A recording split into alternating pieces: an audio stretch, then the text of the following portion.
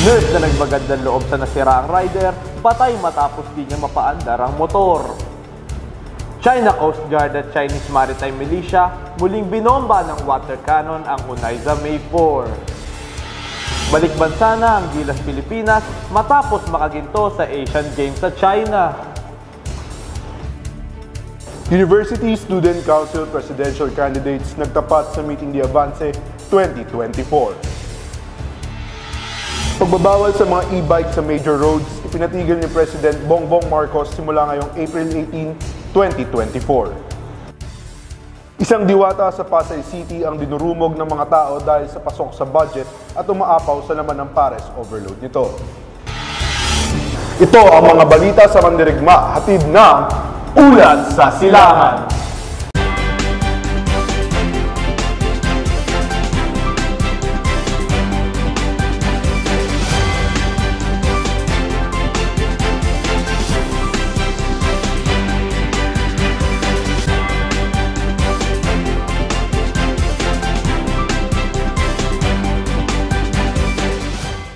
Magandang araw, Warriors! Narito kami upang ihatid ang mga nagbabagang balita. Ako si Miguel Buera. At ako naman si Carl Altamira. At ito ang Ulat sa Silangan. Nagtagisa ng galing sa debate ang mga tumatakbo bilang susunod na University Student Council President na sina Lawrence Cabandong at si Angie Lopez. Ayon sa closing statement ni Lopez, ay marami raw nawala ng tiwala at pag-asa para sa kanilang partido pero hindi raw sila titigil sa pagsiserbisyo para sa mga mandirigma. Habang si Cabandong ay inilahad na patuloy ang kanyang pagsisilbi at paninindigan dahil daw sa maaga niyang pamumulat sa iba't ibang sitwasyon ng tao. At yun lamang ang mga pangunahing kaganapan noong Meeting the Avance 2024. Nag-uulat, Miguel Buera. Nurse na nagmagandang loob sa nasiraang rider patay matapos di niya mapaandar ang motor. Para sa buong detalye, iulat mo, Nico Corong. Nauwi sa pagkamatayang pagtulong ng isang nurse at isang residente sa Caloocan City matapos magmagandang loob sa sumimplang na motorista. Ang sospek ay isang security officer na nakainom. Nagdudusa ang pamilya na 39 anyos na nurse na si Mark John Blanco. Pauwi na siya galing trabaho na makita niya ang nadisgrasyang rider sa Barangay 173, Caloocan. Nasawi si Blanco pagkatapos umano ng pagbabarili ng security officer na nakainom na tinulungan niya na dahil sa pagkakasemplang. Bukod kay Blanco, may nadami ring residente na tumulong sa kanya na nasawi rin dahil sa tama sa dibdib. Lumabas daw ang lalaki na may narinig siyang humihingi na saklolo. Nakita sa CCTV ang pagtakas ng 54 anyo sa sospek na security officer na galing umano sa inuman. Naaresto siya kalaunan matapos masangkot sa aksidente. Nabawi ng mga pulis ang baril na ginamit umano sa krimen.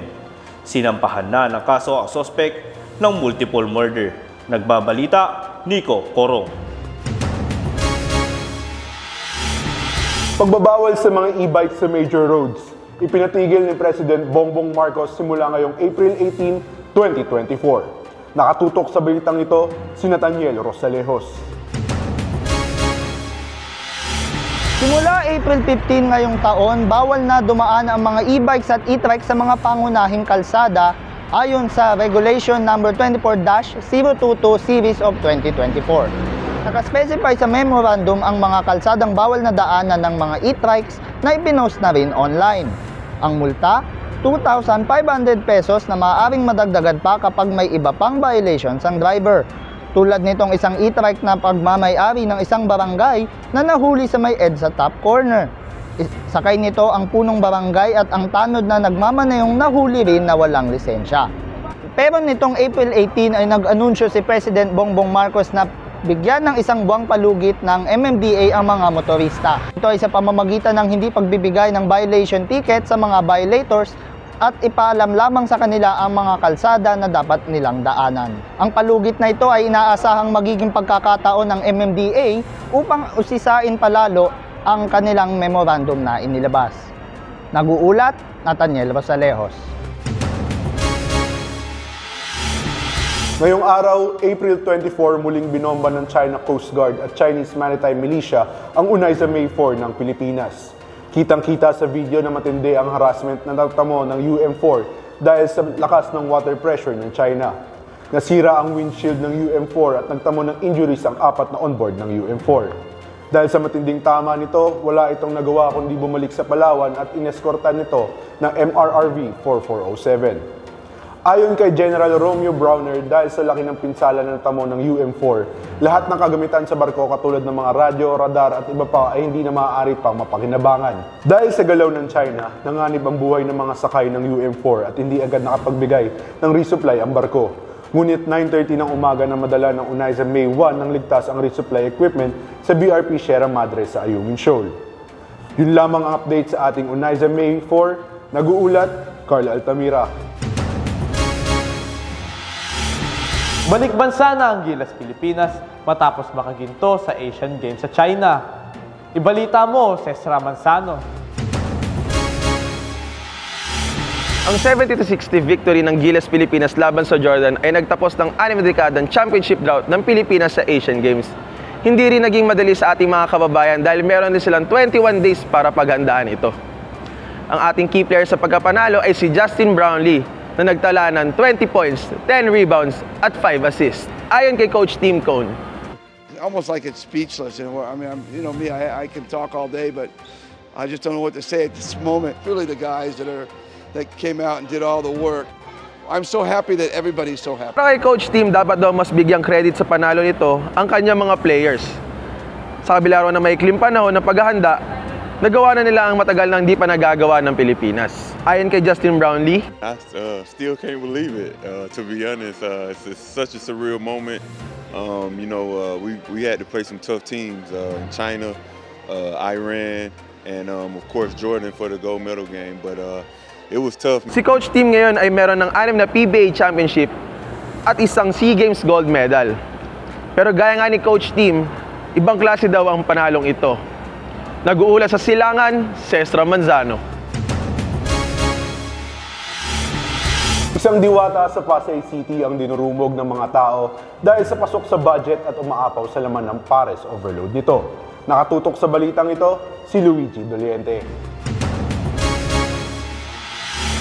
Si Deo Balbuena o mas kilala bilang Diwata ay nasangkot noong 2016 sa balita sa kadahilanan na biktima ito ng pananaksak matapos niyang palayasin sa kanyang tirahan dahil nauli niya ito gumagamit ng ilegal na droga.